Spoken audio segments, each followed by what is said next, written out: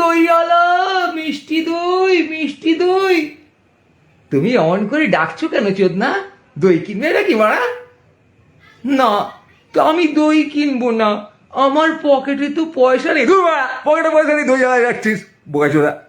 না, আমাকে সুধা ছিল, তারপর রাজার বিছানায় সুধাকে একদিন আমি জানলা দিয়ে দেখি। কি? তা আমি কি করবো? রাজার বিছানায় তুমি সুধাকে জানলা দিয়ে দেখবে না, তুমি দরজা দিয়ে সুধার ঠাকুমাকে দেখবে? এই দই কিনবে না তো আমার বেলা বইয়ে দাও কেন বোকাচোদা? তোমার বেলা কোন দিকে বয়ে যায়? উইসালা চোদনাটা আবার কবিতা আছে, কিন্তু আমার তো বেশ ভালো লাগছে শুনতে।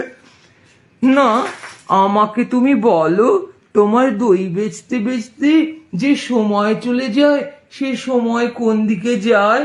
সময় উত্তর থেকে দক্ষিণে, দক্ষিণ থেকে উত্তরে হয়ে পার্লামেন্ট, বিধানসভা হয়ে কি পিএম এর পদে ঢুকে যায়?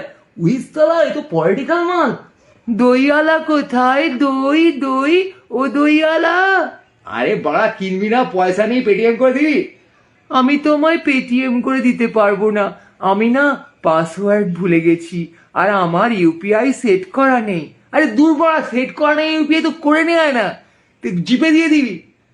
না, দেখো না, আমি না দই কেনার জন্যে জিপেও করতে পারবো না, আমি না পেটিএমও করতে পারবো না, কিন্তু আমার মনে হয় তুমি দই বিক্রি করে কি কাণ্ড করছো।